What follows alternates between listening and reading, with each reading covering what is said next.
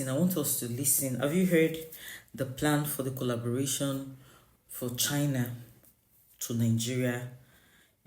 For greens and railways, road construction, infrastructure generally. So I want us to listen to our Foreign Minister Yusuf Tugger. His the forum that they went to, World Economic Summit. He went to, and for some reason I felt that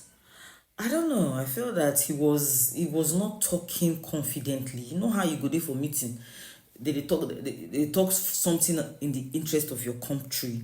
You go just they talk like say, like say you need AI to be reminding you, because I watched other ministers, presidents, and representatives from other countries talking, and the way that they talk, you understand.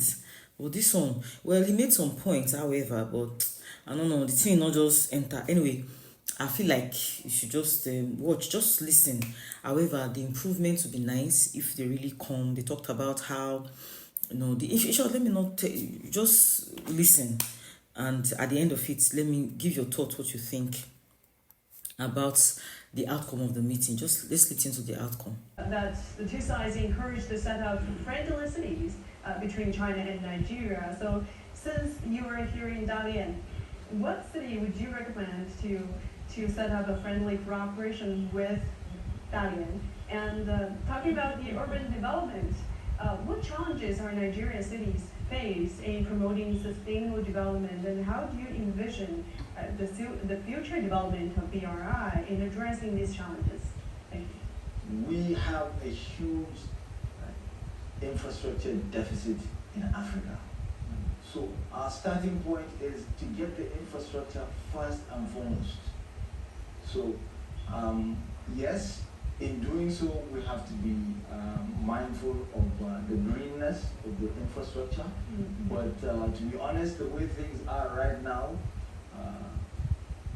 any type of infrastructure that comes by way of the Belt and Road Initiative is greener than the prevailing, than the current circumstances that we find ourselves in. Because if there is no electricity, you have no electricity lines, then chances are people go to the forest to cut down the trees, to use it to cook. So, what is better?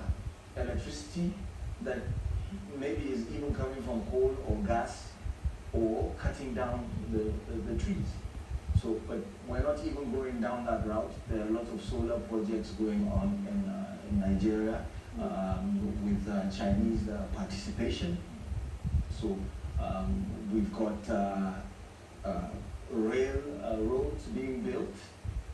We have Kaduna-Kano-Jibia, the trade and transport corridor. That is primarily being built by China through the Belt and Road Initiative. It's one of the most important trade and transport corridors. It has vehicular traffic of, I think, and these are maybe 2015, 2016 figures of 20,000 vehicles a day, for instance, all running on petrol and diesel and polluting. Trade and transport corridors. So when you have rail, it means more people will go on the trains, fewer people use the vehicles. That's greener, in my opinion. When you have fiber optic cabling, as China is doing in partnership with Nigeria, through the Galaxy backbone that is being expanded, linking cities, linking towns and villages. Again, you have young people gaining access to the internet and learning more about the virtues of being green, of being sustainable. That in itself is making the process greener, making it more sustainable, because people are getting exposed to these ideas, and at the same time, overall, it helps with the move from being poor to the middle class, because it's providing education And when you're educated, chances are you move. There's more social mobility. You become more gentrified, and when you're gentrified, your stomach is full. You're comfortable. Then you think more about being green, being more sustainable. I'm not saying that sustainability is not good, but when it comes to Africa, I think we have to look at things differently, particularly when African countries are blessed with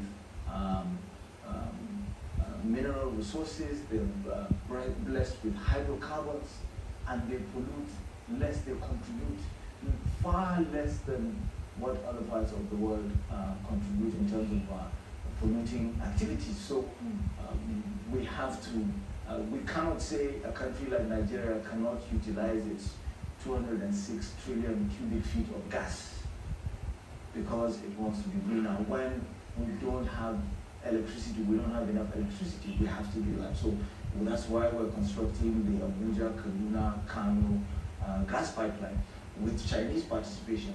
And that is going to deliver gas for electricity to several major cities and several industrial belts that are at the moment moribund. They had to shut down because there's no electricity. And the positive thing again about infrastructure is it provides immediate employment.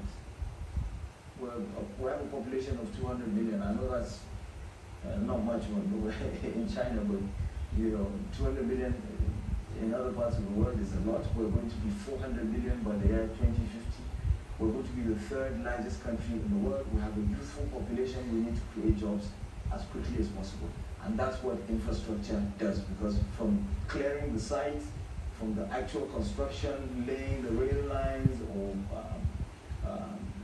the road construction, the laterite and asphalt and all of that, you're employing the local people, it's stimulating the local economy, people are cooking, and so on and so forth. People have to eat. It provides that employment, and by and large, infrastructure allows you to go, you can achieve double-digit growth through infrastructure. The way we've seen it in Nigeria, it could be as high as 10 to 12 that infrastructure contributes. Agriculture would contribute about 8 to 10. But with the combination of infrastructure, agriculture, and manufacturing, because we have special economic zones, that combination will give us double-digit growth. So these are the sort of things we're trying to do, but we're being practical. We're in a race against time, so we want to be more sustainable. We want to have more sustainable cities, but at the same time, we have to be very, very pragmatic. Now that you've watched it, what do you think? What do you think? How well did he perform? One, and all these things that they're saying, how possible would that be with the present situation now in Nigeria? So let's have your thoughts in the comment section. Thank you for stopping by. As you know, it is me, Famzi, aka Niger Picking. Welcome to my channel. Thank you for stopping by. All of them. So please, thank you, and God bless you.